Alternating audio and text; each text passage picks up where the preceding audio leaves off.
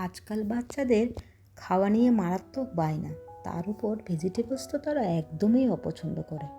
এভাবে বাচ্চাদের পাস্তা বানিয়ে দিলে তারা পাস্তার সঙ্গে সঙ্গে সবজিটাও খেয়ে নেবে। তাহলে চটপট দেখে নিই কীভাবে এই রেসিপিটা বানাবেন। সবজি হিসাবে আমি নিলাম গাজর, ক্যাপসিকাম ও একটা বড় সাইজের পেঁয়াজ। এই হ্যান্ড চপিং বোলটা দারুণ কাজের, জানেন তো।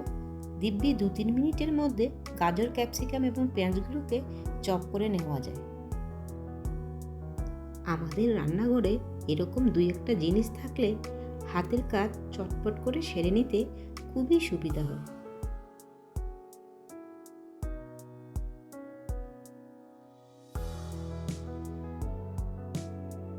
প্রথমেই আমি সাদা তেলে 2টো ডিম ভেজে তুলে নিচ্ছি।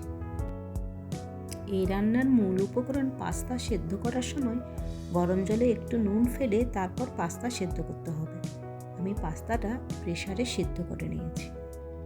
ডিম ভাজার সময় একটু গোলমরিচ অ্যাড করে নিয়েছি।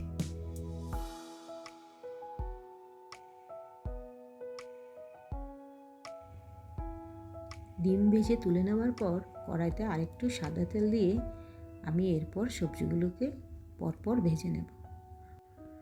প্রথমেই আমি গাজরগুলোকে দিয়ে দেব, কারণ গাজর ভাজতে একটু সময় লাগবে। ভাজার সময় আমি এতে দিয়ে দিলাম অল্প একটু নুন।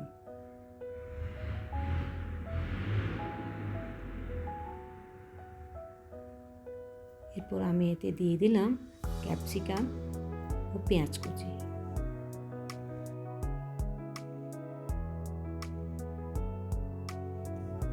সবজিটা ভাজতে ভাজতে আমি সসটা তৈরি করে নিচ্ছি।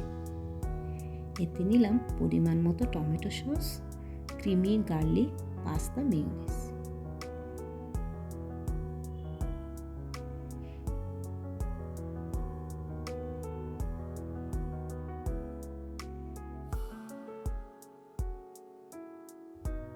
ভালো করে মিক্স করে নেওয়ার সময় এতে আমি একটু ব্ল্যাক পেপারও অ্যাড করে নিলাম।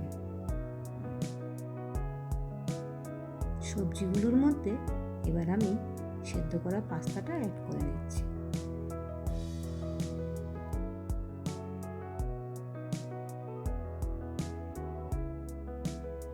যেহেতু সবজি ভাজার সময় ও পাস্তা সেদ্ধ করার সময় নুন দিয়েছিলাম, তাই এখন নুন দেওয়ার সময় একটু সাবধানে দিয়ে দিতে হবে।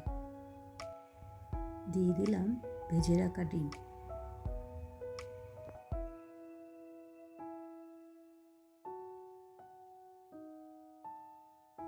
দিয়ে দিলাম তৈরি করে রাখা সসটা।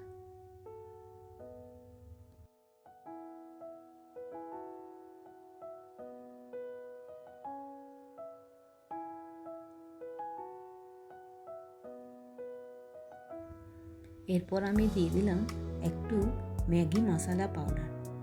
আপনার ঘরে যদি ম্যাগি মশলা পাউডার না থাকে তাহলে আপনি নাও দিতে পারেন। তো দেখলেন তো কীরকম রেস্টুরেন্টের মতো ঘরেই বানিয়ে নিলাম পাস্তা। ভেজিটেবলটা অ্যাড করায় পাস্তাটাও কিন্তু দেখতে দারুণ রঙিন হয়েছে। তো রেসিপিটা আপনাদের কেমন লাগলো অবশ্যই জানাবেন এবং অবশ্যই এই রেসিপিটা বাড়িতে ট্রাই করে দেখতে পারেন।